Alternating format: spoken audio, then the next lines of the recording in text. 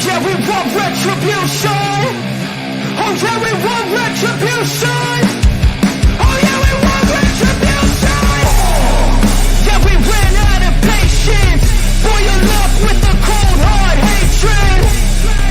I can feel the vibration. Feet in the streets, it's a new sensation. I wanna break faces on the pavement. I wanna make greatness look complacent. Adrenaline awakened, I can taste it. We can make an impact, grab and then take it.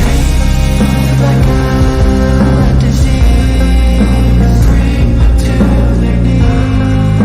Take for their disease. Just like a weed.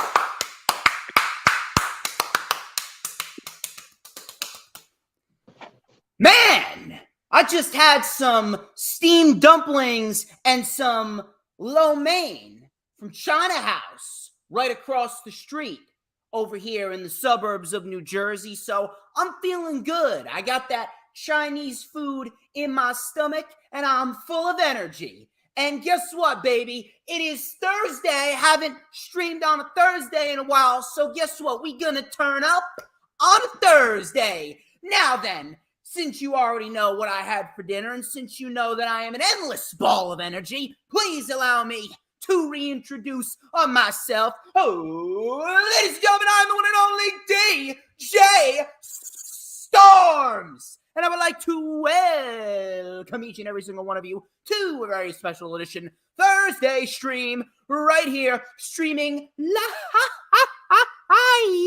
on 4 different platforms across 1, 2, 3, 4, 5, 6, 7 different accounts.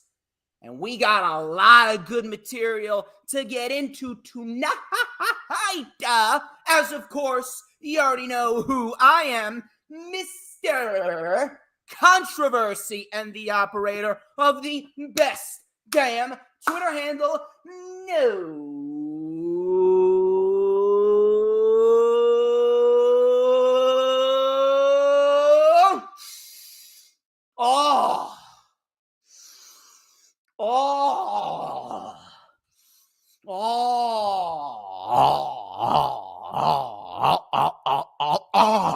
Shit. Do you smell that? Yo, do you know what that is, man? You know what that is? This motherfucker copying me? Pure fucking excellence. You're damn fucking right. It is pure fucking excellence. Wait for it. Wait for it.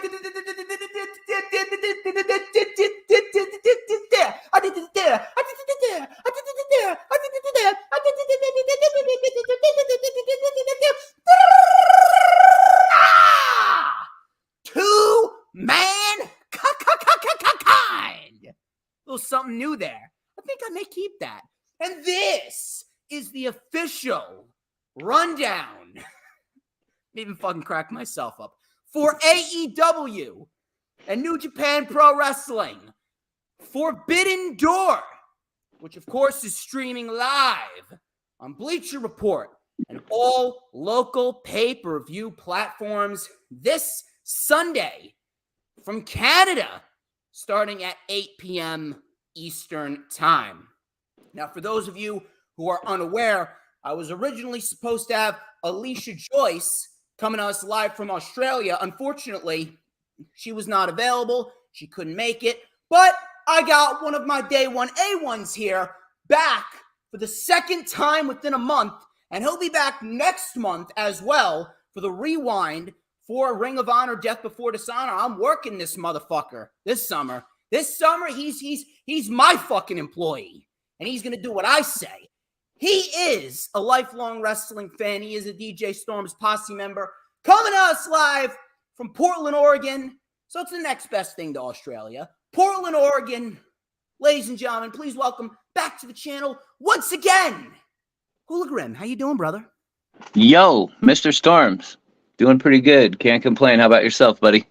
Hanging in there, man. Hanging in there. We have a lot of material to dive into, and we have a lot of good shit to talk about, man. I am feeling great after the hot streak that AEW has been on since Double or Nothing.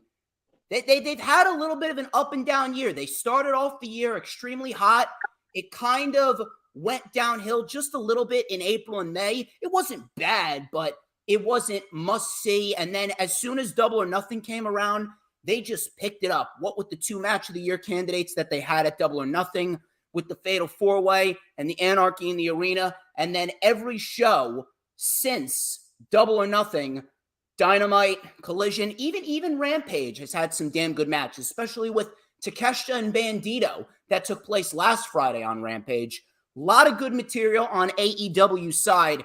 And if anything, with how Forbidden Door is shaped up and the hot streak that they've been on all month, I think it's safe to say that we could be on the verge of Tony Khan's best summer period that he's ever had throughout his tenure as a professional wrestling promoter, especially considering that after Forbidden Door, we still got Death Before Dishonor, we got All In, and we got All Out. So we got plenty more to come over the summer, but Forbidden Door, man, I am fucking excited. It looks fantastic, but what are your thoughts on this overall build for Forbidden Door and how everything has been laid out? Well, let me just get this out of the way. It being, I think, my 4th time on the show with you now, Yes. it deeply, even though I'm not a big fan of where I live, it deeply warms my heart that you pronounced Oregon properly, finally. Thank you. Was I not doing that before today? It seems to be, because I used to live on the East Coast down in Tampa for a little while, but it seems to be people on the East Coast, they think Oregon is pronounced Oregon. They always call it Oregon. I probably said that when I was like 6. I'd like to be Oregon from here, but that's neither here nor there. But, no, I've been really hard this year on AEW. So if you ever see any of my tweets, or if you happen to end up in other streams that I'm in chatting away incessantly like I do, I've been pretty hard. I've not cut AEW much slack this year. And what they've been doing as of my role, because you're an asshole. I'm not trying to be an asshole, man. Where did you get these fucking Blues Brothers sunglasses anyway? Oh, these? Oh, it's called Mr. Versace, my friend. Fuck is Mr. Versace? Sounds like a fucking sneeze. Gesundheit. Versace. Continue, please. You threw off my train of thought, damn it. You said you were not hard. You were very hard on AEW, and you were not cutting them. Yes, yeah. So, what they've been doing as of late, I feel like they've really, Tony Khan has since the Scrum fiasco and all that. I really feel like they're starting to pick momentum up, and what they've got heading into Forbidden Door this weekend, along with the Wembley show, All In, All Out coming after that. They've got the opportunity to propel themselves even higher, because they seem to be riding a wave right now, and I'm liking a lot of what they're doing. I really am. Yeah, I definitely do believe that they have the opportunity to top what they did in the summer of 2021, because 2021 summer for AEW, that was their best summer period thus far out of their entire year. 2022 was not bad. 2022 had a lot of great wrestling, but it really kind of felt flat after CM Punk's unfortunate injury, and especially after what happened with the All Out Media Scrum on Labor Day. But in the end, Tony Khan has really reassessed everything.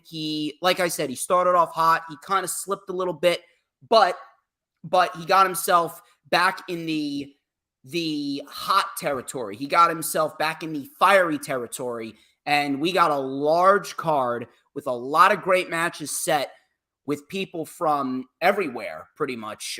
Ring of Honor, New Japan, AEW, everyone's just coming in and uniting into one. And I'm very much looking forward to what they've got going on, especially with the Owen Hart Cup tournament. It's definitely going to make Collision must-see, where you don't know who's going to come out victorious there. Thursday's Collision is going to be very interesting, considering that they got They got 3 of the men's Owen Hart Cup tournament matches taking place on that day. So they're definitely loading that show up. And Forbidden Door as a whole, especially with the main event and the IWGP United States title match that they got going on. I mean, those 2 matches will sell any pay-per-view any fucking day of the year. But we have a lot of material to get into. We're not going to waste too much time. I'm going to throw it back over to you for a minute because I want everyone to be educated. I want you to educate them and tell them where can everyone find you on social media. Even though you've been on here so many times, I'm not sure how people don't know your fucking media by now. It's all good. I'm just on Twitter. It's pronounced like you see my name, HooliGrim, but it's spelled who, like who is that, _LA_Grim. Go follow him on Twitter, where he continuously simps over hot Twitch streaming girls. Anyway, we also got yours truly, the greatest of all time, on Twitter and Instagram at HistoryMakerDJS. That is at HistoryMakerDJS, because all I do is fucking make history. You can also add me on the Facebook, that is. Add me on Facebook. Please send me an email for any specific collaborations and business inquiry requests. My email is, of course, StormsTakeOver@gmail.com. Like the official DJ Storms business page, and I may just send you an invite to join the official DJ Storms Posse group on Facebook. All those links are in the description. We got 3 people watching so far. Listen, I understand it's a Thursday, and Thursdays aren't really my day, although I'm pretty much going to make them my unofficial second day. Thursdays are like my SmackDown days. Saturdays are my Monday Night Raw days. But anyway, please, if you're watching, go share out the stream, whether it be on Twitter, Facebook, Instagram, Pinterest, Tumblr, Snapchat, TikTok, whatever social media platforms that you may be using, because we want to get as many people in here as possible. I got this fucking guy working overtime for me, so you might as well get as many people in here as possible to showcase some proper fucking respect for HooliGrim over here. He's wearing a fucking Briscoe shirt, for fuck's sakes. On top of that,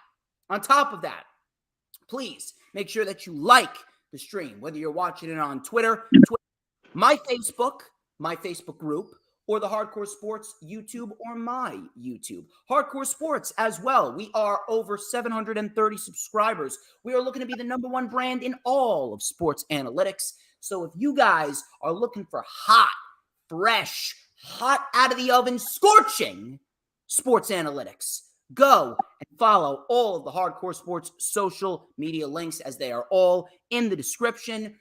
Also, on top of that, I want to give a shout out to my girl, Brittany K. She is a very good supporter of the channel and a wonderful friend. She is a wonderful human being. She's got a heart of gold.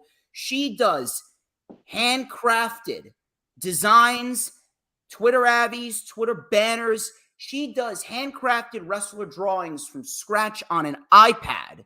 And she is insanely talented. I don't know how she is not working for a top-tier graphic design company. I really don't. She is absolutely amazing. So please go and follow her. Her Twitter is at BrittanyK5150, and her Instagram is at BrittanyKDesigns.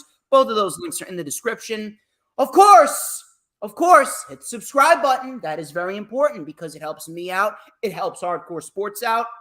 Gets me more eyes, gets me more watchers, more listeners, more everything. And let me tell you something, everybody needs more DJ Storms. So hit that like button when you come on in. If you're watching on YouTube, hit the subscribe button. And, of course, hit that notifications bell with a huge coup de grace, because that way you're going to know whenever I pop up on YouTube. Because whenever I pop up on YouTube, you already know what time it is. Oh, baby, it is the best time to be on YouTube, because it is the only time of the day that you're going to get to see this glorious sideburn chin strap combination. Oh, so pristine. This beautifully crafted mustache. And you know what? Earl Cole's not in the chat, but I think it is time. It is time to light it up right here with this beautifully crafted Ace black comb. Look at how fucking amazing this looks. And we're going to let it up right here. This is even more amazing right here. We're going to let it up right here with a little and a dash of and a whole lot of because like that hot, fresh, steaming pile of dumplings right out of the oven, and that beautiful, that succulent Chinese lo mein. I am telling you, I am just so good. That not to cut you off, but that scared me for a second because I thought you were going somewhere completely different. All I heard was steaming dump, and that scared me to death. Pile of steaming dump. Yikes. Fuck, I haven't broken like that in a while. What are you fucking doing? Well, that's what you get for burying me.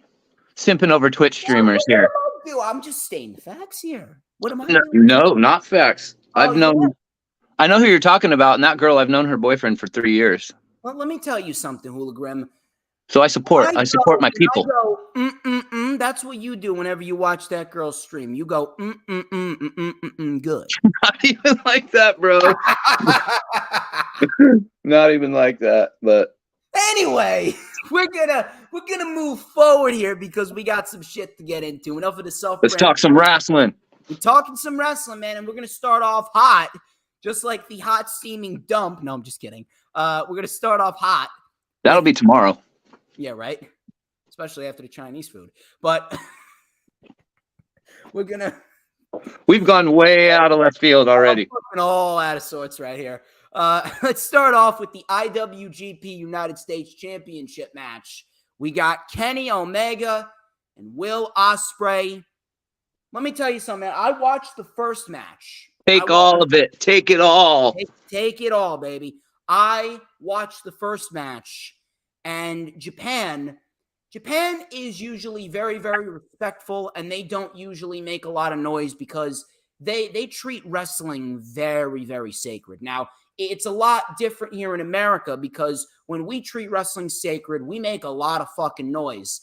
So, if anything, I genuinely believe that Kenny Omega and Will Ospreay, the sequel is usually not as good as the original. It's a rarity that the sequel is better than the original. Spider-Man 2 is an example. Spider-Man 2 was better than the original Spider-Man with Tobey Maguire. So I'm going to go out on a limb and I'm going to say that this match is going to be the Spider-Man 2 to the Spider-Man that we saw in Japan. I genuinely believe Kenny Omega and Will Ospreay are going to outdo what they did back in Japan in the Tokyo Dome on January 4th, I believe it was. After everything that we have seen from Will Ospreay and from Kenny Omega, I mean, it's fucking Will Ospreay and Kenny Omega. If you weren't sold on Will Ospreay after his match with Orange Cassidy at last year's Forbidden Door, I really don't know what the fuck you're doing, and I don't know what the fuck you're watching. Kenny Omega, self-explanatory. It's really I'm glad you said that. It is.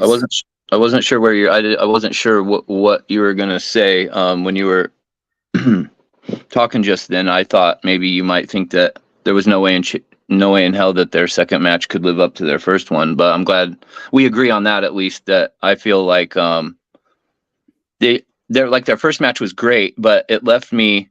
There were a couple times in that match where, like, especially when it ended, I just kind of felt like you wanted more. Like I wanted, like they could have done a little more, maybe, or like something was like not off or missing. I don't really know how to put it, but I firmly believe. I think after hearing Ospreay in a couple of interviews since that match talk as well, I think there was some stuff that they left on the table that I think that what we see on Sunday is going to. They were saving it. Yeah. And I think that Sunday is going to be their best match. Planned right at the beginning of the year. We're going to hold off, and then we're going to do it again at Forbidden Door, and we're going to put on a match that will easily be considered in the top 5 matches of the year. Now, it's going to be hard. It's going to be very hard to do that, considering that MJF put on the greatest Iron Man match of all time with Bryan Danielson. True. But I do believe that this match will land somewhere in the top 10. And Danielson's also on the card too, so they got that going against them as well. You got that too. So let me tell you something. It is going to be a battle of who can outdo who. That's pretty much what this show is. With that they got lined up, who the fuck's going to outdo who? So I'm genuinely I'm genuinely intrigued as to which match is going to end up being the match of the night in the end. But as far as the winner goes, honest to God, some of these matches, man, there's a handful of them that could honestly swing either way. And this match is kind of one of them. I genuinely don't know who's going to come out victorious here. It could honestly swing either way. Now, I wouldn't have anyone get involved, but I mean, if someone is going to get involved, we could definitely see a member of the Blackpool Combat Club get involved and cost Kenny Omega the championship. Or maybe Will Ospreay wins clean and they play it off as Omega wasn't 100% after Anarchy in the Arena. I don't know.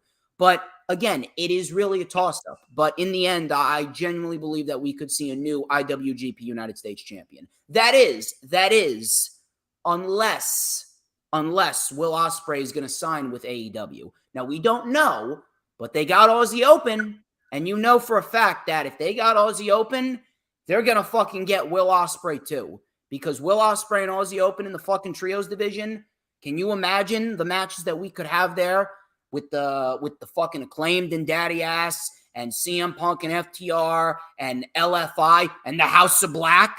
I mean, you could fucking take my entire bank account. Give me Will Ospreay and Aussie Open versus House of Black, and you could take all my fucking money. So you know for a fact that they got their eyes on Will Ospreay. I really don't genuinely know who's going to come out victorious here. I'm going to throw it out there. I'm going to say we see a new United States champion in Will Ospreay. Let me hear it. I would my personal preference, I think, for this match, I want Will Ospreay to go over clean. But I heard him in an interview a few days ago with Chris Van Vliet, and I know how wrestlers talk in interviews, so they're not going to tell you like what they're really doing. But the way he talked about, you could hear in his voice how adamant he is about not wanting to live here in America. And so just because of that alone, if he wins clean, it's like, well, then what do they do with him? Like maybe he does sign with AEW. But if he's not going to sign with AEW, how do you have him beat Kenny Omega is my only thing. Well, if he loses, that would mean to me that he signed with AEW. If he wins, then that would mean that he's staying with New Japan. Although I don't really know why he's so against living in America when you got AEW and it's the second biggest wrestling company in the world. He made it very, very clear he's not going to sign with WWE, but I mean AEW, right. It's rather enticing.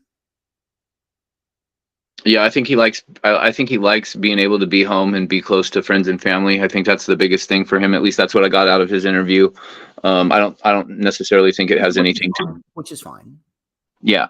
But I guess that's a cool way of looking at it. I was thinking kind of opposite of how you just stated. I didn't think about it like if he wins, then he would be probably staying with New Japan. So thinking about it that way.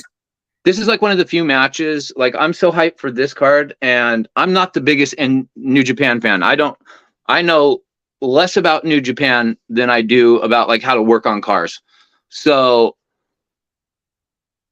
I'm being hyped for this. Like my tastes of New Japan have come in little bits here and there over the years. Yeah, same. And I would watch it. I just don't have the fucking time. Right. I'm one of the busiest 24-year-olds you're going to find. Plus, with the time difference, they're on it really. Like I understand how the UK people feel when it comes to watching WWE pay-per-views. Yeah. Trying to watch a New Japan pay-per-view in America, it's some ungodly hours that you got to keep. But that being said, I'm really, really more hyped for this card than I was a little hyped for day one of WrestleMania, but we all know what we're getting with that company, so it's hard to get overly hyped for anything that they do. Some of the matches on this card are just like you look at them on paper and you're like, I mean, it's like any wrestling fan should feel like a kid in a candy store with this card that we're about to get. You know what I mean? And this is one of the actual matches that I literally do not care who wins. I do not care if Kenny Omega wins. I don't care if Will Ospreay wins. I just want to see this epic, potentially 6-star match that we're going to be given on Sunday. No, it is a guaranteed 6-star match. Guaranteed. But I got Will Ospreay. I'm going to need a final answer here. Will Ospreay. There we go, baby. Moving on here, we got a match that was confirmed on Dynamite. yesterday evening. It's Chris Jericho, Minoru Suzuki, and Sammy Guevara versus Sting, Darby Allin, and a mystery partner. Now, there's two questions that we must answer. Obviously, who the mystery partner is and who's going to come out victorious. Now, to me, I see Sting, Darby Allin, and the mystery partner coming out victorious for one specific reason. Because they are going to be building to Chris Jericho versus Sammy Guevara. They've been building to this for years. This is the match that we have been constantly shafted away from for a while. We thought that we were going to get it sometime in 2021 because Sammy and Jericho had the turmoil in the inner circle when MJF and Wardlow were a part of it.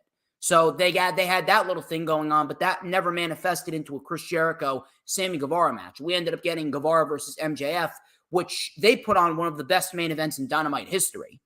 But this match right here, I genuinely believe that we will see Jericho, Suzuki, and Guevara lose. And I think in some way, shape, or form, it could be a Guevara fuck-up that costs Jericho the match, because that will create more tension and heat between those two. And it could very well result in a match with Sammy and Jericho at All In. And that would be a big moment for Sammy to beat Chris Jericho in front of 66,000 plus people, well over 70. They're going to peak 70. They're going to peak 75,000. A WrestleMania type crowd. And Chris Jericho puts over a guy like Sammy Guevara. That would be probably the biggest moment of Guevara's career up until that point. So I see Sting, Darby, and the mystery partner coming out victorious. Now, who is the mystery partner going to be? There are two choices. That come to mind. Darby said that Jericho made a lot of enemies. There are two individuals that I could honestly see it being. If you remember, back when Jericho was in a New Japan Pro Wrestling stint, I do believe that there was a scenario where Jericho actually fought Tetsuya Naito, the man that became the undisputed Intercontinental and Heavyweight Champion back at the beginning of 2020 before the pandemic. So I honestly feel like we could be on the verge of potentially seeing Tetsuya Naito in AEW. And that right there, I don't know where he's been. I'm not sure what he's doing. I don't know if he's still dealing with a neck injury. I heard that him and Kota Ibushi are both dealing with neck injuries. I'm not sure exactly what is going on, but Tetsuya Naito, I'd say that sounds like a big, big pick. The second one, it's not too favorable. The second one's not too favorable, but it's probable. It's probable, and it seems like we could be closer and closer to seeing him. And if anything, if he shows up on Collision on Saturday, I mean, you pretty much know where he's headed going into All In. I don't want to see it, but I wouldn't be surprised if they bring in Bill Goldberg. I would not be surprised if they bring in Bill Goldberg and we get Bill Goldberg in his first official AEW match. And then since Wardlow lost the TNT title to Luchasaurus, we could potentially be on the verge of building Wardlow versus Goldberg, and Goldberg is going to put over Wardlow at All In. Because at this rate, Wardlow needs to get out of the TNT Championship title picture. We need Wardlow doing something else. Either going to Ring of Honor, either fighting for the international title, or potentially a match with Bill Goldberg. And look, if Goldberg puts over Wardlow, in and out, I don't know. Maybe it won't be the worst thing in the world. Maybe as long as he can keep Wardlow from dropping on his neck, maybe it won't be the worst thing in the world.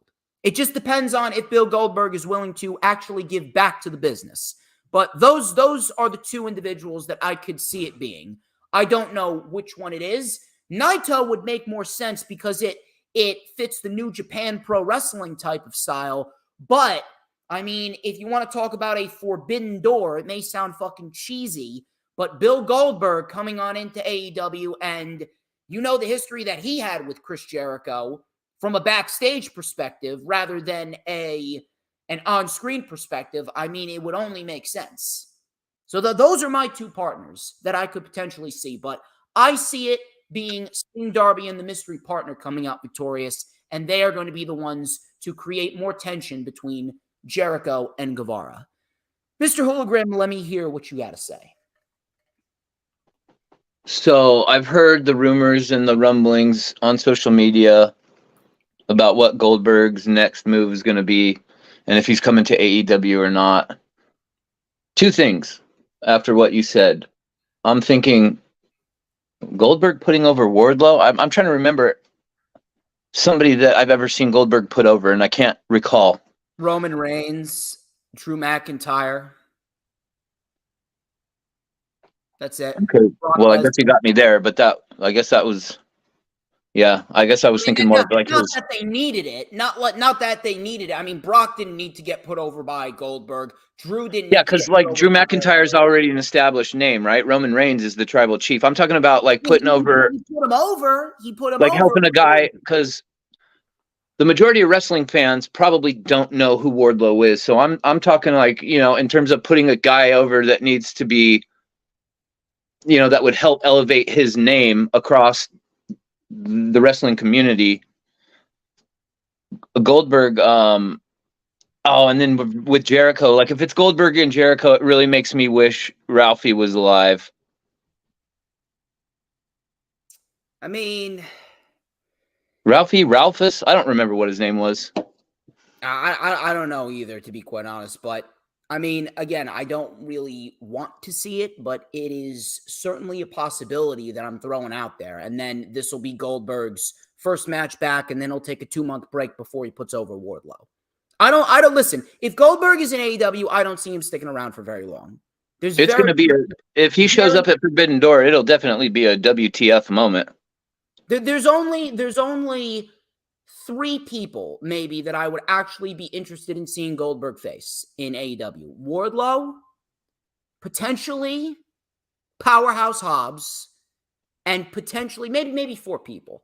Wardlow, Hobbs, Brian Cage, and Keith Lee. That's it. Outside of that, I mean, I really don't understand what the fuck you do with Wardlow. The problem is when Goldberg wrestles other big guys, it's a lot of other big botches. I mean, I don't necessarily think that it'll be botched as long as they go over what they're going to do. Because here's the thing. The problem with certain people and why they botch is because they never go over what they're going to do. You see, when I am getting set for a stream, I'll give you an example. I take all these fucking notes and I know exactly what I'm going to say. I go over what I'm going to say and I plan and prepare. If these guys plan and prepare, if we do get a Wardlow versus Goldberg match, if they plan and prepare, go over all these fucking spots and fucking communicate, then at the end of the day, it could be a harmless little match. I see what you're saying. It is Goldberg. It could be Naito. I don't know how I feel about the whole Goldberg thing in AEW. It just depends on how they do it, I think. I don't see him staying in there for very long. At most, 4 matches. At most. Yeah, I don't know how well received he would be with the hardcore AEW fan base. We'll have to wait and see. If it happens, we'll have to wait and see. That's going to be the fun part. We shall see. We shall see. But I need your prediction. Who's the partner and who's the winner of this match? The partner. Unless you got another name. I just threw out 2. No, I don't. To be honest, since this match was just made the other night, I wasn't really... I'm so giddy over Will Ospreay, Kenny Omega, and Danielson and Okada that I don't really give a flying shit who else is on the card at this point. Like, those 2 matches alone is $100 for the pay-per-view, $200, like, whatever. I just want to watch them too, and I'll be good, But partner, I don't really... I wish I was a little more familiar with New Japan, because I want to say... Some people have said Shingo. I want to say it's just logically, it makes sense that they would have it be somebody from New Japan, but if you want the, viral moment on social media of like, oh my God, I don't really know who else they bring in bigger than Goldberg's name to really throw people, for the holy shit moment. But that'll probably be the biggest holy shit moment since CM Punk. Jericho and Suzuki and Guevara versus I see Sting's team walking out victorious. Hmm.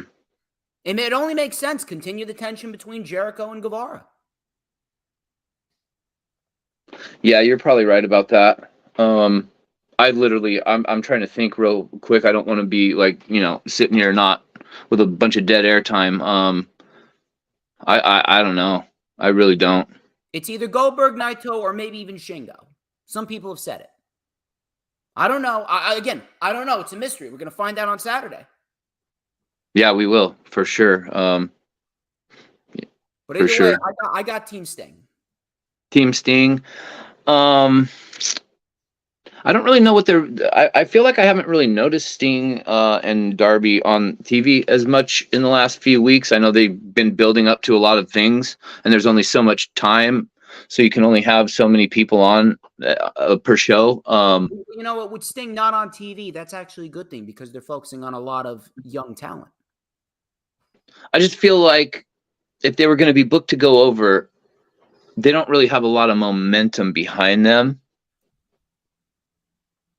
Well, the reason why they would go over would be, like I said, to fuel the tension between Jericho and Sammy. And that's the story.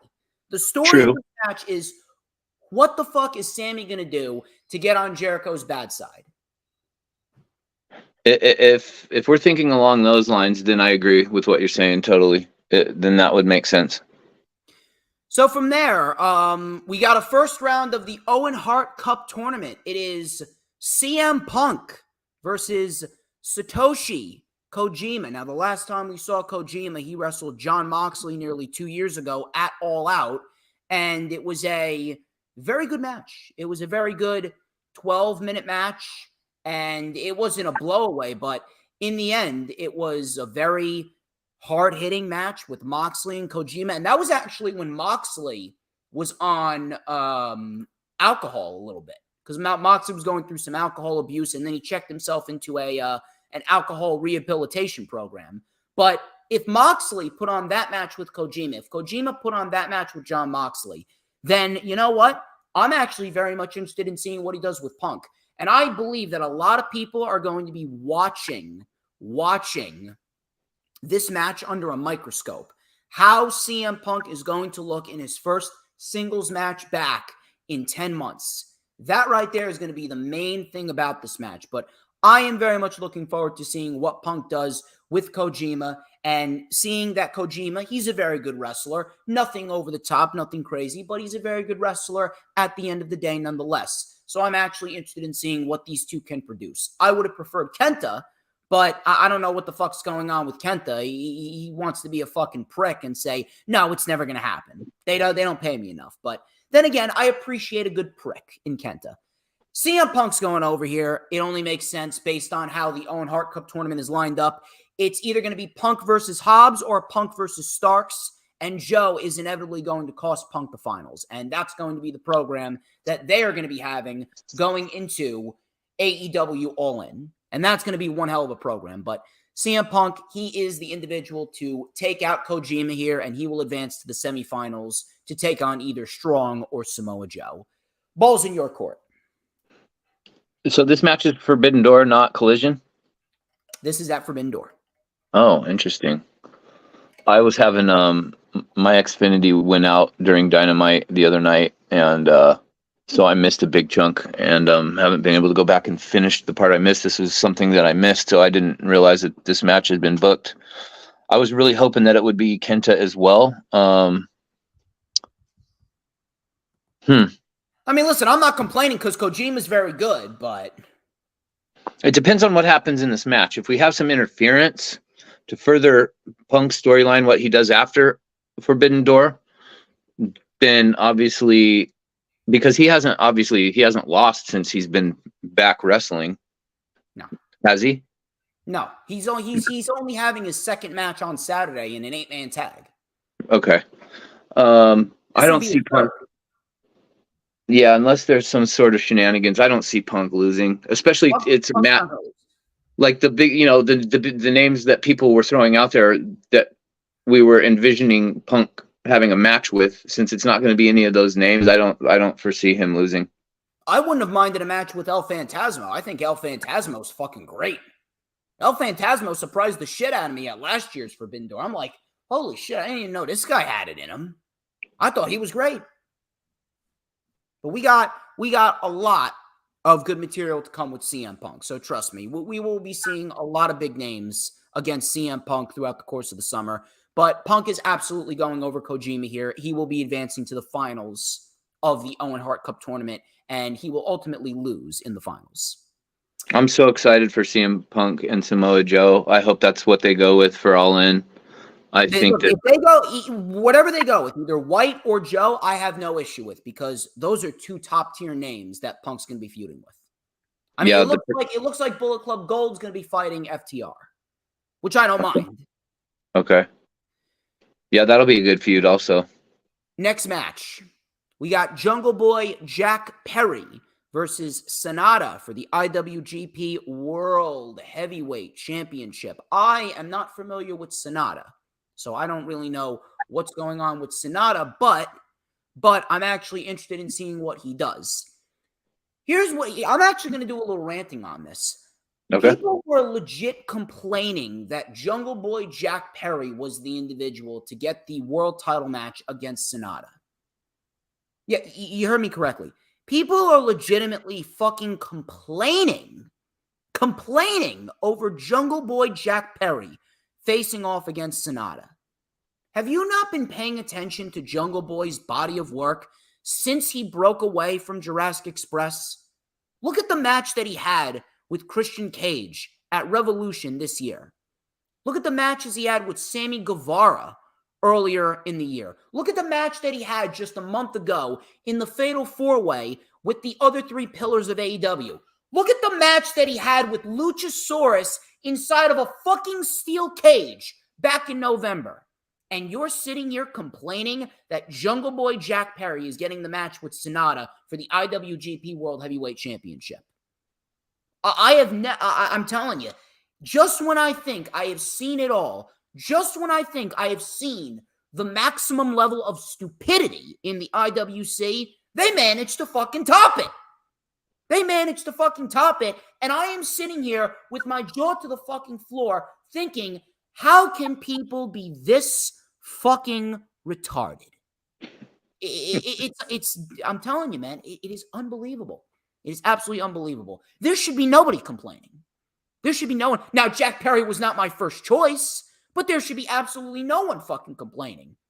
It's like last year. People were complaining that Hangman Page was going to get a match with Okada. Meanwhile, did you watch his fucking body of work since the start of 2022? 2 bangers with Bryan, a banger with Lance Archer, 2 bangers with Adam Cole, a banger with CM Punk.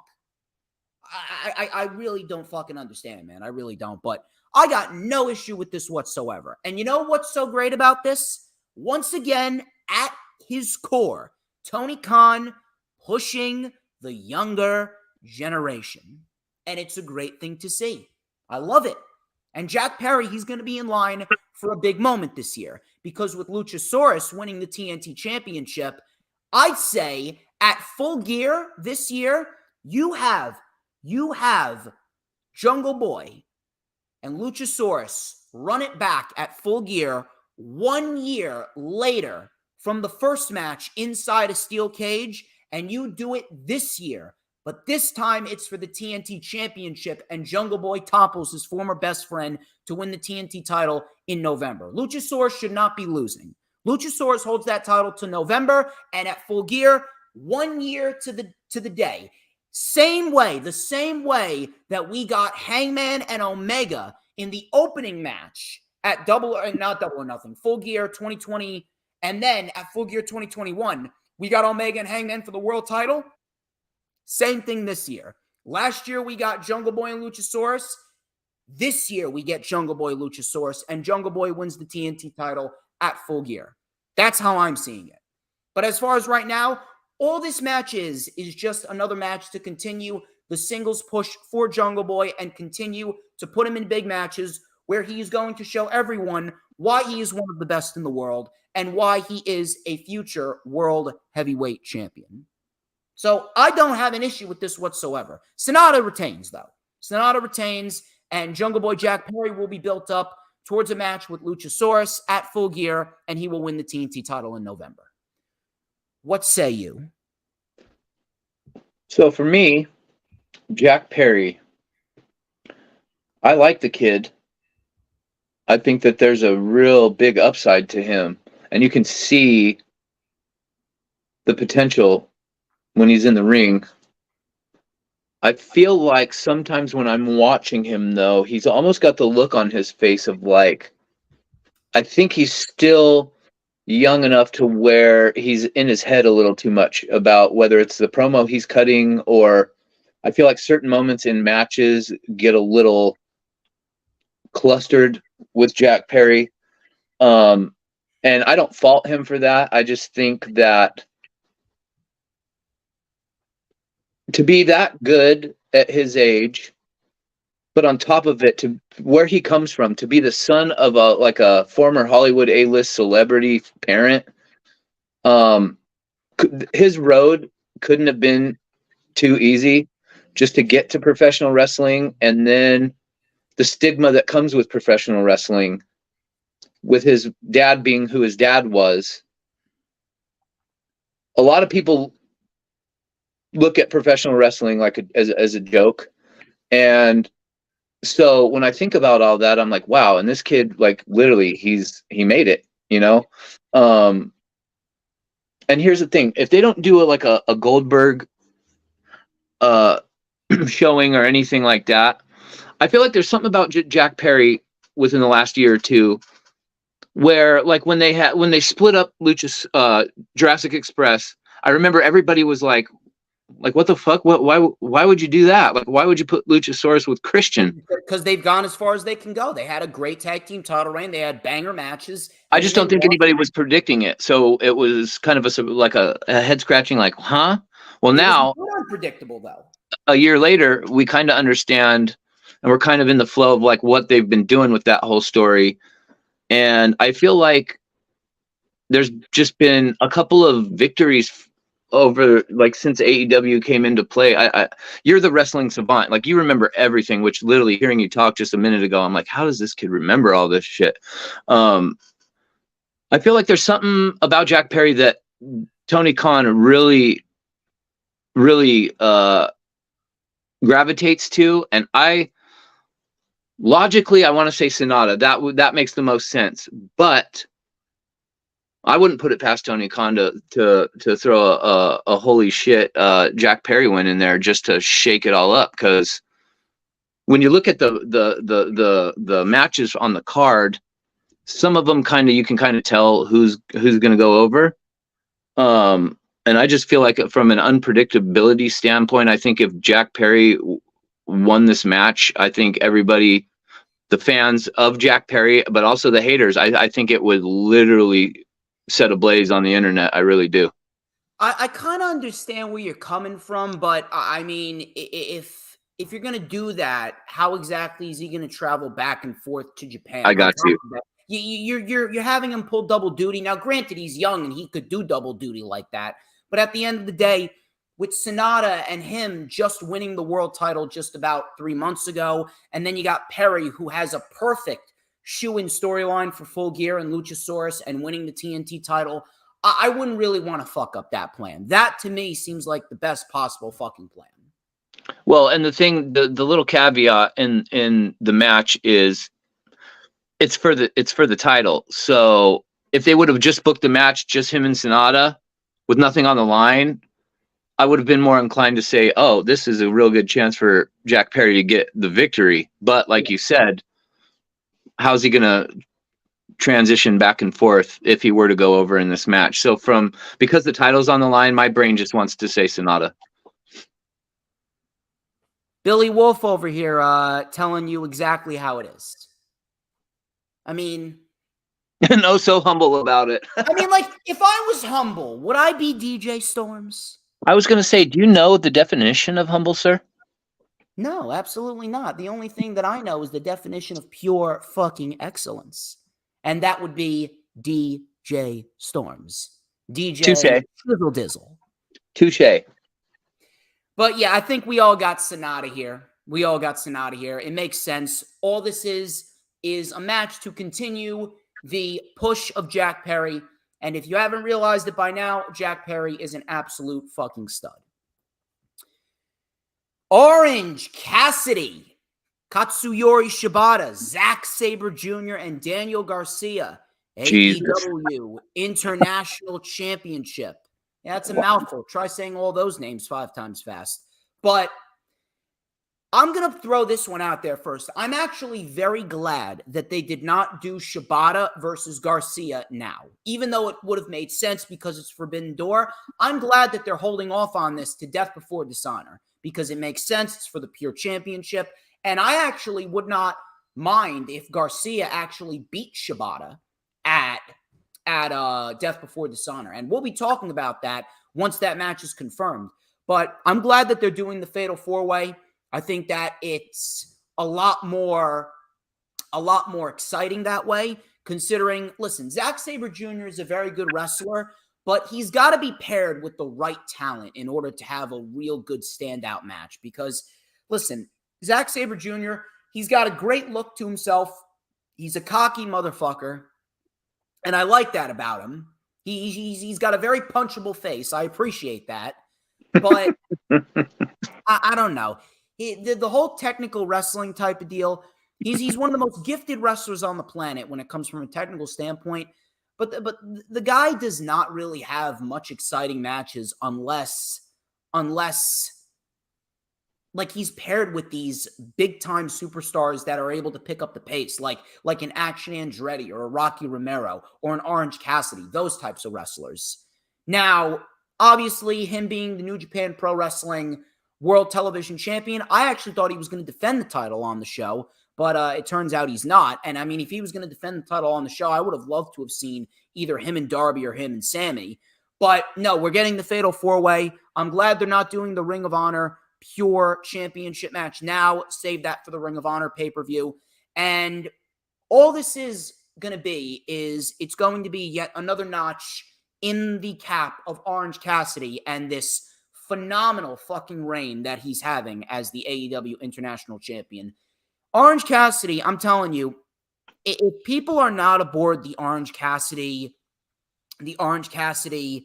bandwagon right now, I really don't know what the fuck you're doing. You're either fucking dumb as shit, you're just a blind hater, or you're clearly not fucking watching the show, because Orange Cassidy has proven to everyone that he is legitimately, he may very well be AEW's version of Sheamus. Banger after banger after banger after banger after banger.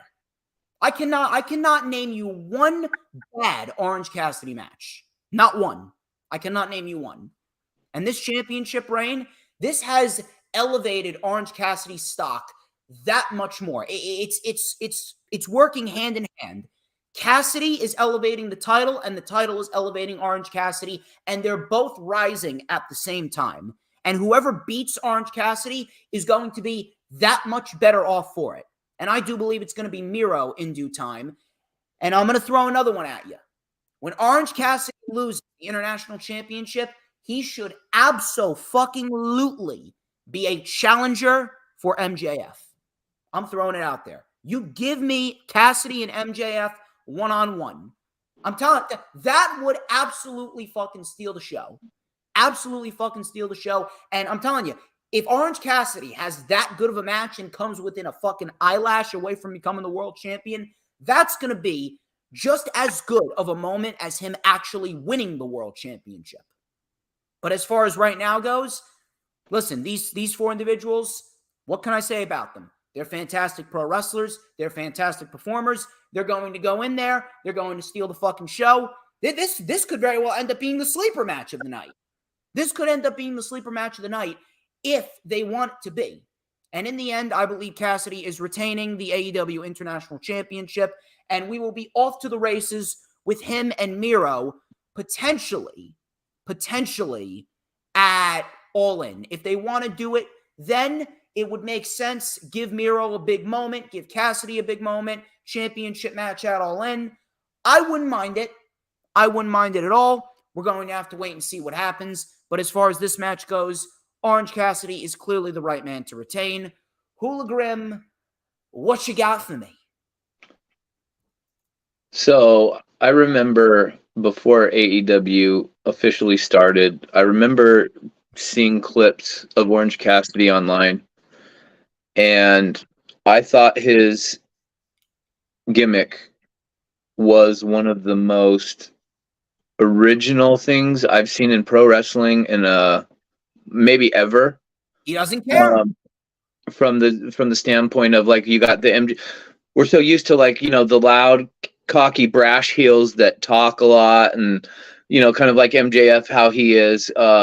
Rarely, I can't remember a baby face that I've ever seen that doesn't talk. You know what I mean? And so he doesn't even do a full thumbs up.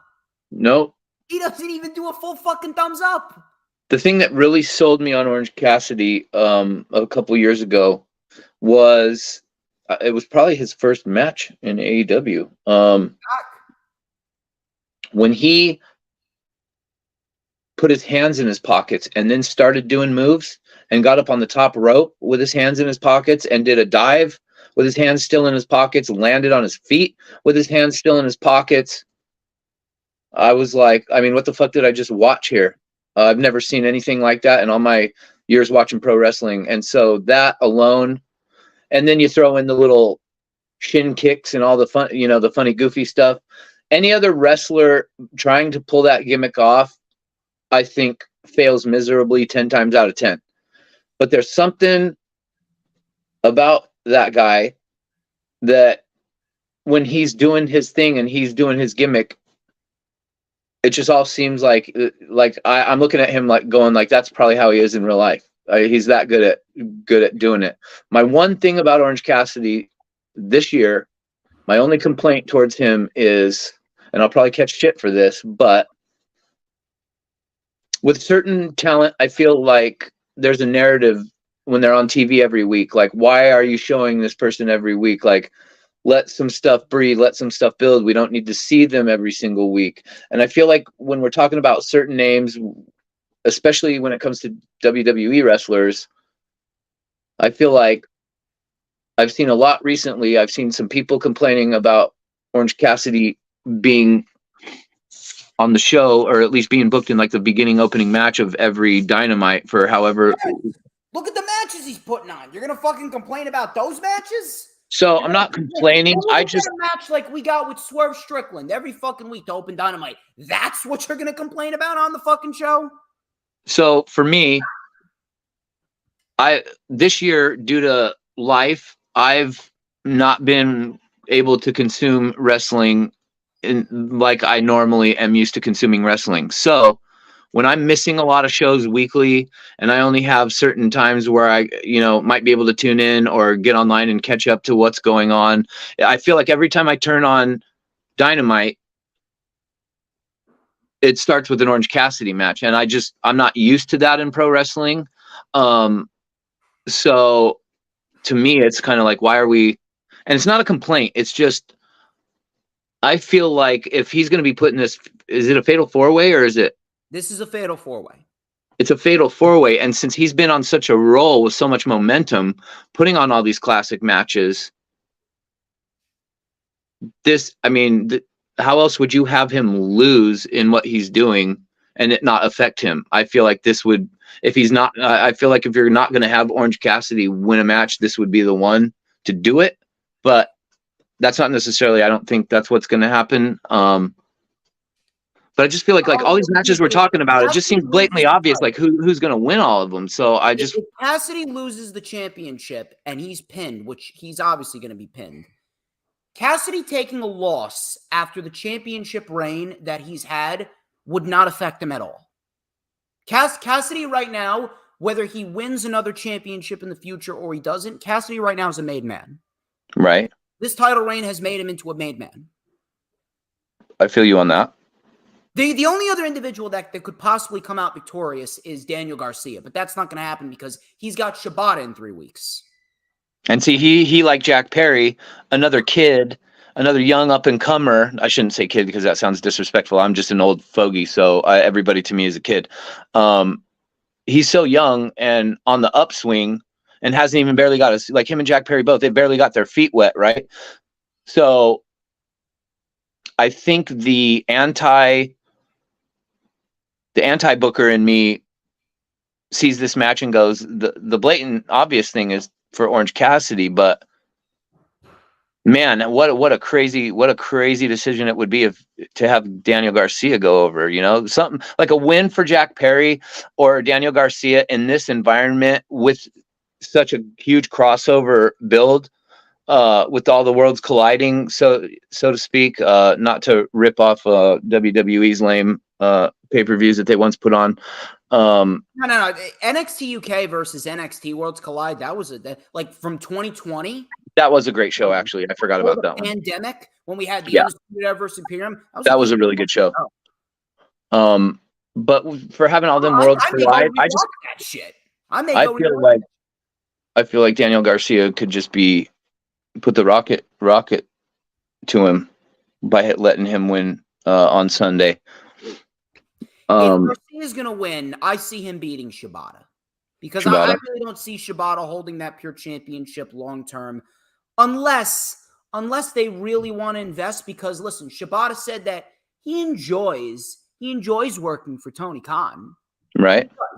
But in the end, how much work for Tony Khan can Shibata do and continuously keep up with this? Will he be on AEW TV or Ring of Honor TV, should I say? Will he be on Ring of Honor TV however many weeks after Forbidden Door? Because Forbidden Door, this is his strong suit because he's part of Japan. He's part of the LA dojo, right? So where is he going to fit in after Forbidden Door and Death Before Dishonor? Let's say he retains at Death Before Dishonor. When are we going to see him next?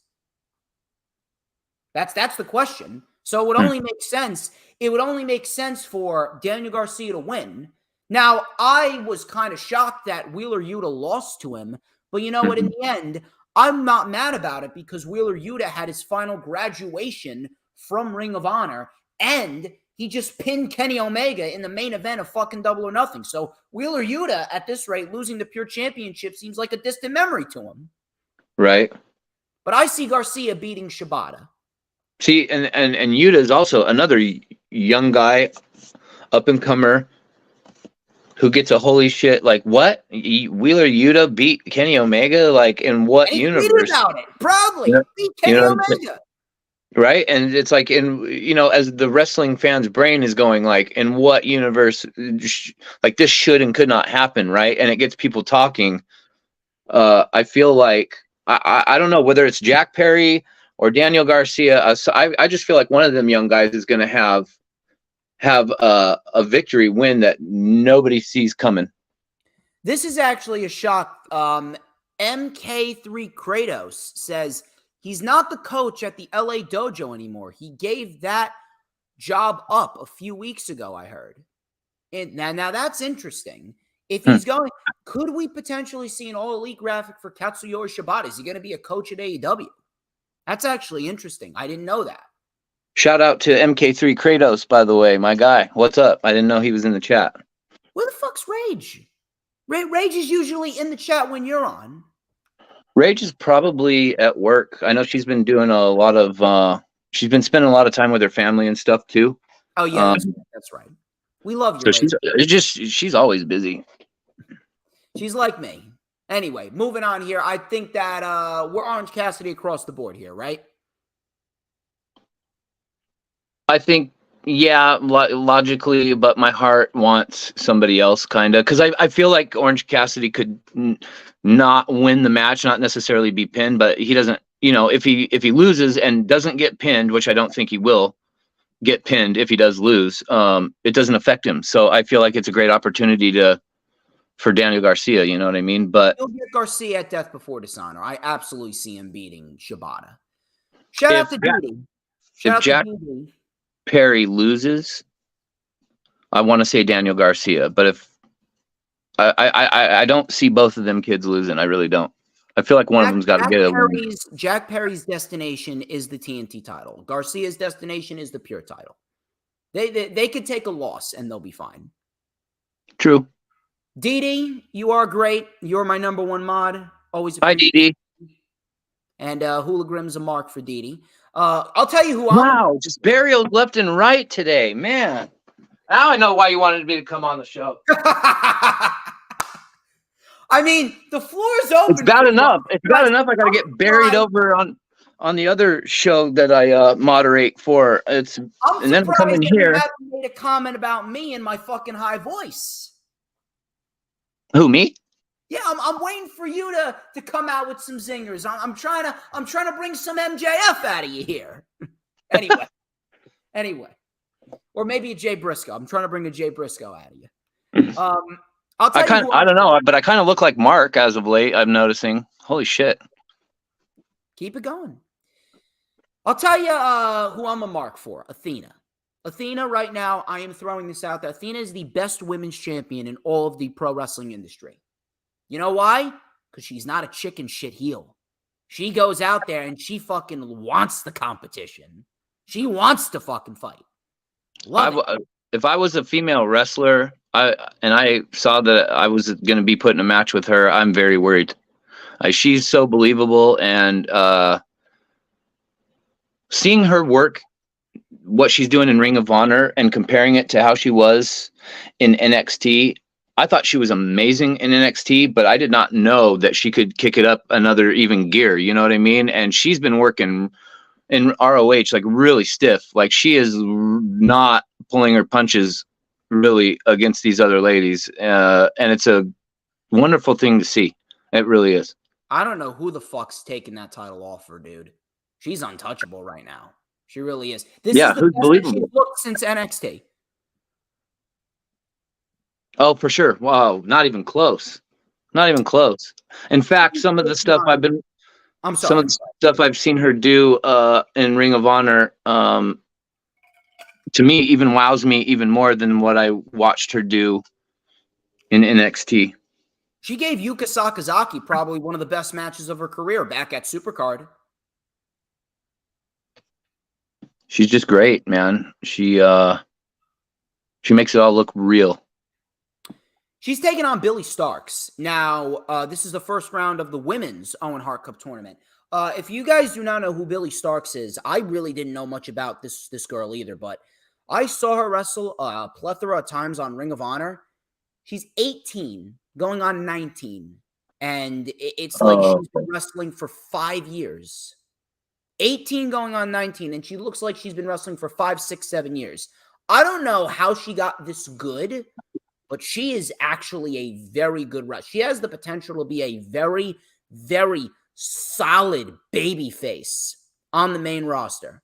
So you know what? I have no problem with Billy Stark. I have no problem with her being in Ring of Honor or on AEW. I think that this is going to be a big showcase for Billy. I think that this is a very, very nice spot for her. And out of everyone, Billy's the one chosen to go up against Athena. That right there shows you that Tony Khan, he's got some heavy investment, and he actually wants to put Billy in a scenario and see if she can succeed. So I have no problem with that. Now, Athena's a fucking beast. Athena's an absolute fucking beast. She could end up winning the whole thing. I would not be shocked if Athena ends up winning the whole fucking thing. Would not be shocked, and I would not mind it. But I actually think that Willow's going to win the whole thing. It's either going to be Willow or it's going to be Ruby Soho. Willow or Ruby Soho. But I wouldn't mind Willow. I wouldn't mind Willow because if Willow beats Athena, even if she makes it to the finals and doesn't win, she does have that accolade of, hey, I beat Athena. So you know what?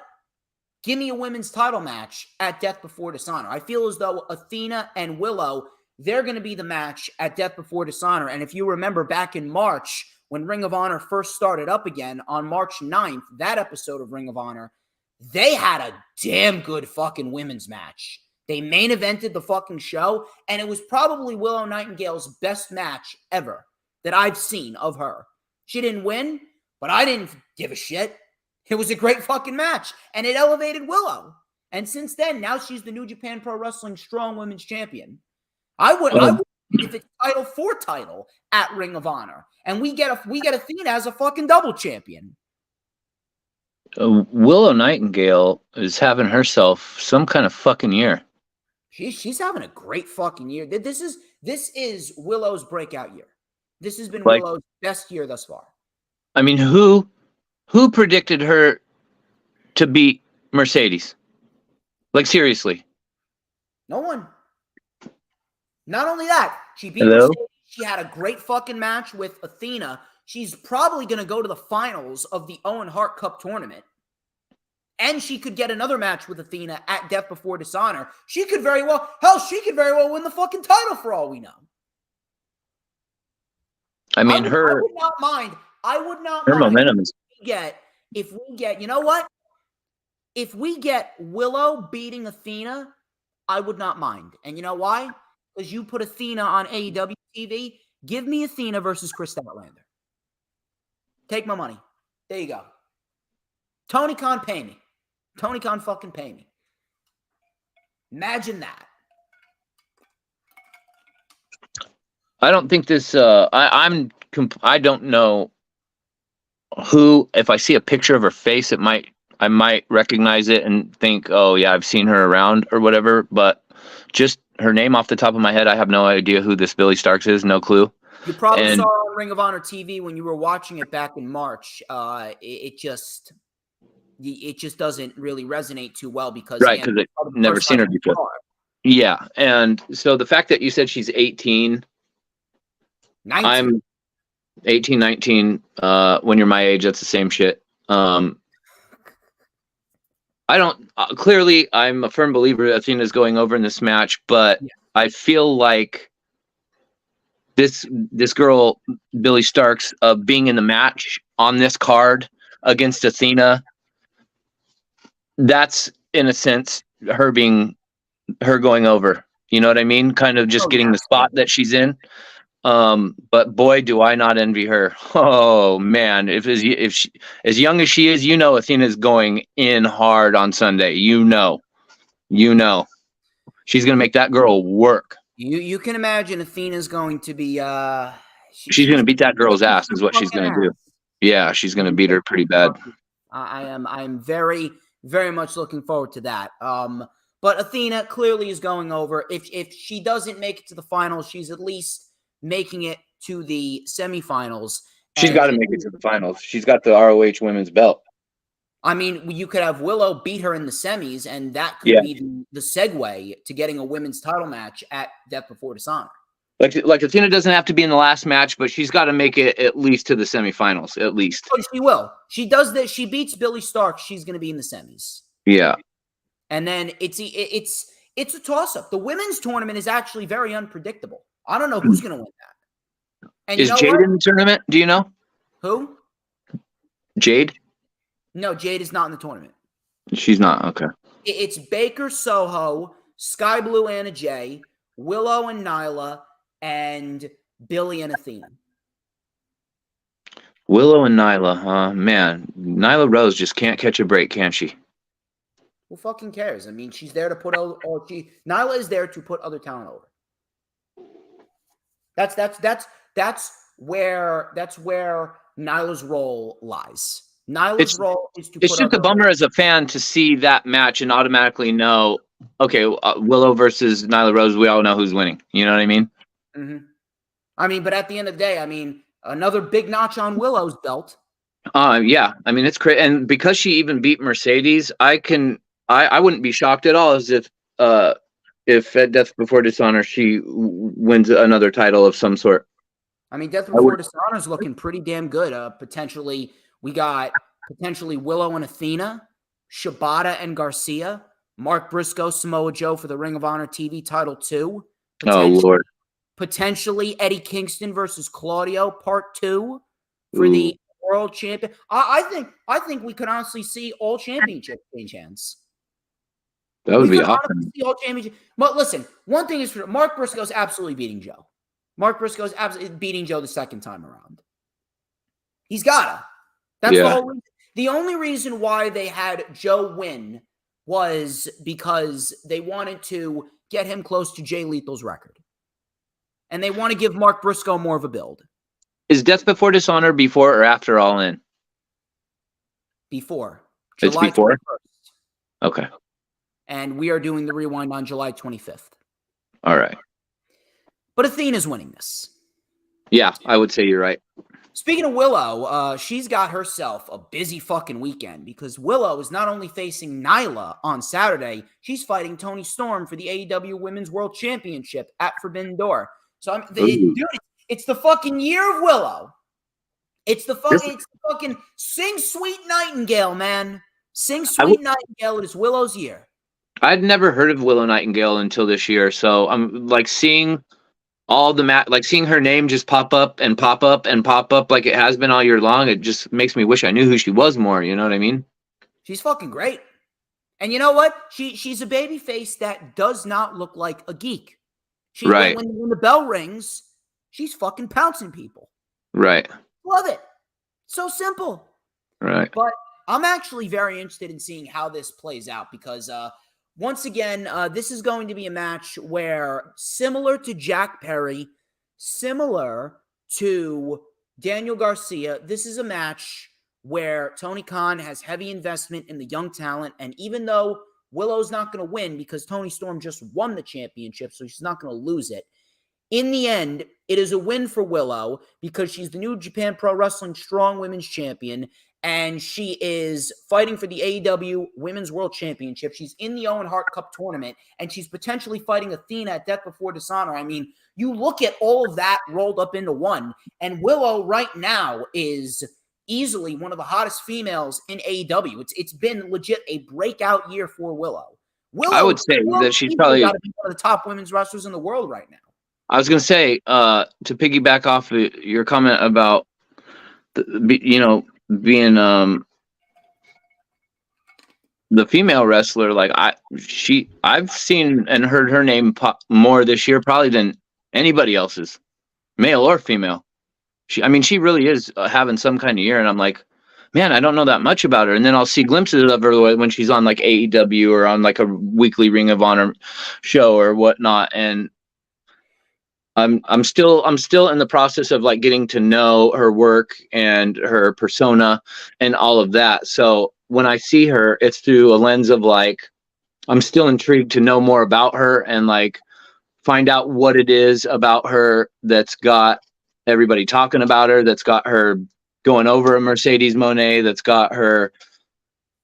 Who else is working 2 matches Saturday and Sunday back to back? Who? CM Punk. Well, there you go.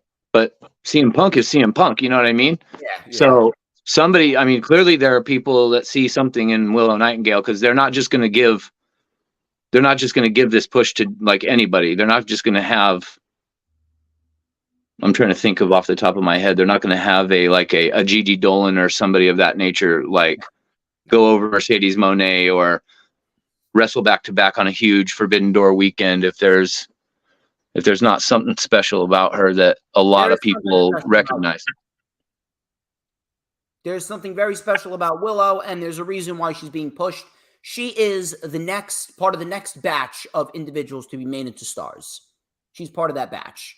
She's not going to win. Tony's going to win, and I do believe that they're building towards Tony versus Jamie Hayter at All In, depending on if Jamie Hayter is 100% ready by then.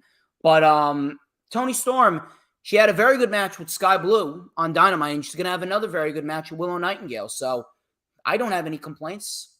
I don't have any complaints at all. Toni Storm wins. Toni Storm retains the championship.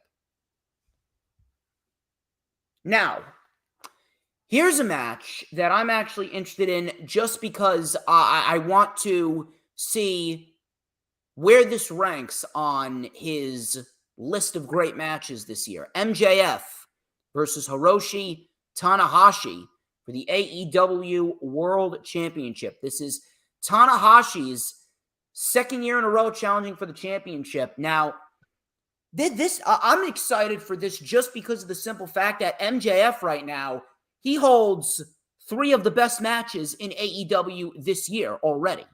Bryan Danielson, the Pillars 4-Way, and the 30-minute draw with Adam Cole. So now we get Tanahashi. I mean, holy MJF is literally shitting out wrestling bangers like it's nothing. He's doing it so fucking effortlessly. Like it's a fresh order of steamed dumplings. There you go. I'm probably gonna have the rest of them when I go home. It's fucking great. Chinese food is the best fucking food. But as far as this goes, I mean, MJF, man, what can I say about MJF? Guy is an absolute fucking legend. He's also having himself some kind of year. To piggyback off of Willow Nightingale, MJF is he's killing it. Really, he is. He really is. Even the match with Takeshita on Dynamite. Fucking great. It's unbelievable. And there's still people that doubt this guy. There's still people that doubt MJF. Imagine that. Just imagine that. It's unbelievable. MJF and Hiroshi Tanahashi. I forgot about this match was even had on the a damn card. good match last year at Forbidden Door. So it's going to be very interesting to see what MJF does with Tanahashi. It's definitely going to be an intriguing clash of styles. Tanahashi, even at his age, he looks very, very good. He does look very, very, very good. I forgot the match was even on the card. I was so focused on the other two match of a lifetimes that I'm so excited to watch. I totally forgot MJF and Tanahashi were even on this card. So there's another one added to the list of this is shaping up to quite possibly one of the greatest wrestling events of all time. Does it top Revolution this year? Because Revolution was their best pay-per-view ever. Revolution 2023 was absolutely fun. That was probably the closest show to perfect. You know what that was? That was NXT TakeOver New York from 2019. That's how high it was. NXT TakeOver New York was easily the best pay-per-view of that decade. Easily the best show of that decade. AEW Revolution, it's up there, man. I think that could be the best show of the 2020s right now. That's the best show of the 2020s, period. Period. There's none's going to top it unless Forbidden Door tops it. Right. I don't know. It's got the potential to. It's got the potential to. Just looking at I'm just baffled at the matches we're getting. Really seeing some of the names. It's like we got 2 more matches left after this. That's crazy. MJF's retaining. That's going to be the last time he defends the world title until All In. With MJF, I see him and Adam Cole fighting at All In, and then the winner gets Punk at All Out in Chicago. And MJF finally dispatches of Punk, and MJF will indeed be considered the best in the world. Do you think that's the route that they're going with MJF? What? Like, do you think that's the route they're going with MJF? Like, you think the end game is to beat CM Punk? Yes, he's going to beat him at All Out in Chicago for the 2nd time in a row. That's going to be something when he does, man, because once he gets to that point... He's already a made man. I was going to say he's already a made man, but when he hits that moment, that right there is going to be... Like, he's already hit he's already got the rocket, right? He's had the rocket since he came into AEW. But when he gets to that point, at some point in the future, you want to talk about flipping on the extra turbo boosters, like, it's going to put him into a whole different world. Dude, he beats Adam Cole at All In and then beats CM Punk. There is one match that's going to take him to the next level. There's only one other match that could take him to the next level after that. Omega? Kenny Omega and MJF. Yeah. We haven't seen it. Strategically, there's a reason why. When MJF will be fighting Omega in the main event of Full Gear this year. It's going to happen. He's not shy of challengers either, MJF. He's got Cole. He's got Punk. He's got Omega. He's got Page. He's got Wardlow. He's got a plethora of challengers. Yeah, people, man. Yeah. Can you imagine the promo battles between him and Eddie Kingston? Just AEW, just the there's so many options. It's like when I just stop and think about it for 5 seconds, my brain almost starts to, like, I feel like steam and smoke and like sensors are going off, and I'm like, it's almost too much. There's almost MJF two. is not, but listen, MJF is not losing that title until he No. eclipses 500 days at least.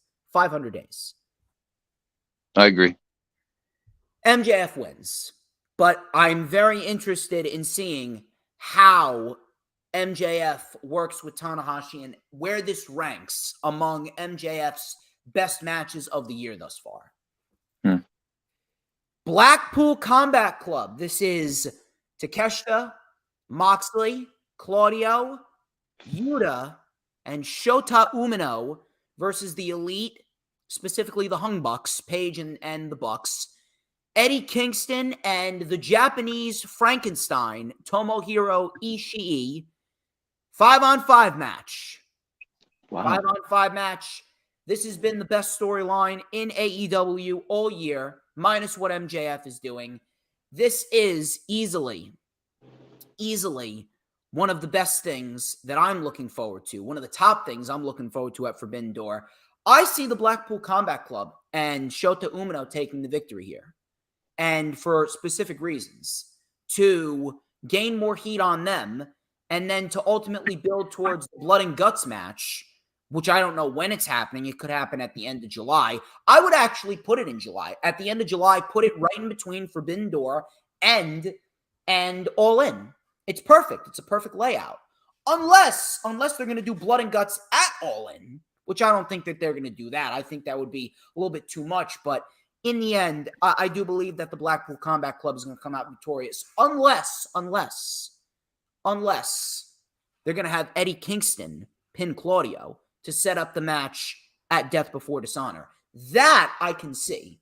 But I got the Blackpool Combat Club winning this because the Elite recently won the last match on Dynamite. I believe it was last week. So I got Blackpool Combat Club and Shota Umino taking the victory here, getting more heat on the Blackpool Combat Club, and then the Elite will get the ultimate victory in Blood and Guts. HooliGrim, your stance? My my thinking is, so since the Blackpool Combat Club is the dominating faction in AEW right now, and with the momentum that they have, and you couple that with my disdain for the Young Bucks as EVPs, not as talent, not as a tag team, but as EVPs, I'm not a fan of that. And I am not a fan of Adam Page on any level. And I'm sorry, I don't mean to be offensive to you or any of his fans, but I just don't like what I don't like. At least admit that he is one of the best wrestlers on the planet right now. You don't have to like him personally, but he's a fantastic pro wrestler. Adam Page, are we talking about? Yes. I'm not going to sign off on that. I'm not. Look at his fucking matches with Bryan, Archer, Cole, Omega. Look at his fucking matches. And every one of those names you named off carried his ass. If you actually think that, no, you cannot tell me that every single one of them carried him. There's a difference. If this was maybe a match here or there, one or two matches, that's one thing. But holy fuck, dude, every match this guy's in is a banger. Every match. Moxley, Bryan, Omega, Cole, Archer, even the match with MJF on Dynamite in 2019. Every match. I'll say this about Adam Page. Every match that he's in makes me want to bang my head against the wall. Fucking retard over here. I'm telling you.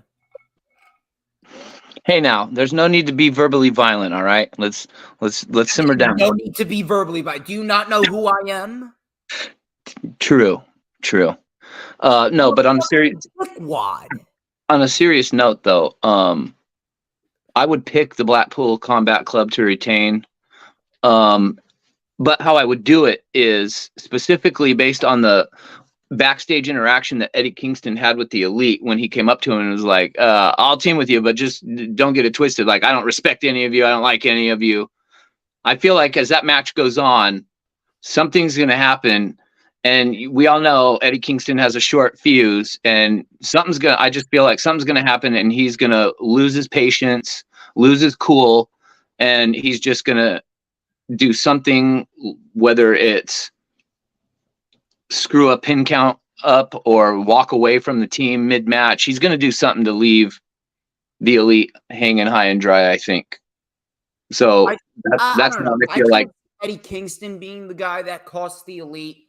If anything, I would just have the Blackpool Combat Club win straight up. Because look, them winning straight up would actually help them in terms of the credibility standards a lot more than winning because of Kingston's emotions. If you wanna involve Kingston, I mean, you could have Kingston take the pin because of Claudio, and obviously that fuels their rivalry because ultimately it's got to end with Kingston beating Claudio. It's got to. Although I would say this, listen, you can discredit him all you want, but I would not mind seeing an Adam Page versus Claudio match because Adam Page has beaten every single member of the Blackpool Combat Club except for Claudio. So if they wanted to do that match at Death Before Dishonor to give Claudio another notch and then he loses it to Kingston, that I would not mind because, I mean, that's a main event match any day of the week and it gives Claudio a big fucking win. So that's just me putting it out there, but I do believe that it's going to be Kingston at Death Before Dishonor with Claudio. But Blackpool Combat Club, they got to win. They got to win. Yep, I agree. They're too dominant right now. They're the best faction in all of wrestling right now. Easily. So it's that time, man. Main event time. Main event that was confirmed. It's time for the main event. Rainmaker, baby. Kazuchika Okada versus Bryan fucking Danielson. I'm gonna throw this out there, man. I don't give a fuck who wins. I don't care who wins. I do not give a fuck. Just give me 30 minutes. I'm to the point where I don't even want to, like, the less we all talk about this and we all armchair book and analyze rationally, logically, who would win, what how long the match would be. This is the one match where, like you said, I don't care who's going to win. The less I talk about it, like I'm literally putting it all out of my head. Other than that, we're getting this match on Sunday, and I'm going into that match with no expectations, no regard for one guy going over the other guy. Like, this is. I hope everybody that calls themselves a pro wrestling fan understands that 5 years ago, this event that we're going to get on Sunday is not even a thought in the air. You know what I mean? These are some type of matches we're going to be seeing that might be once in a lifetime. It is once in a lifetime. There is but one match that we must get at Forbidden Door next year, though. What's that?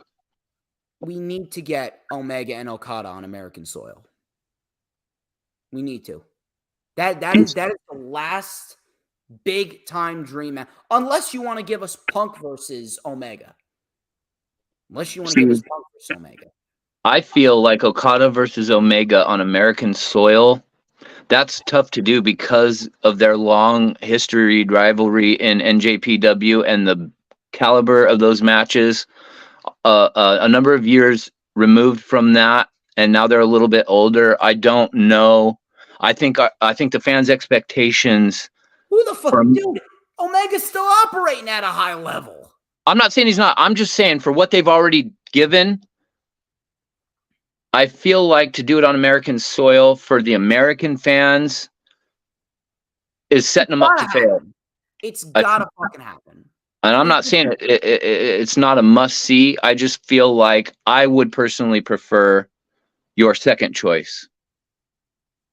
Well, I would like to get both. I'd like to fucking get both.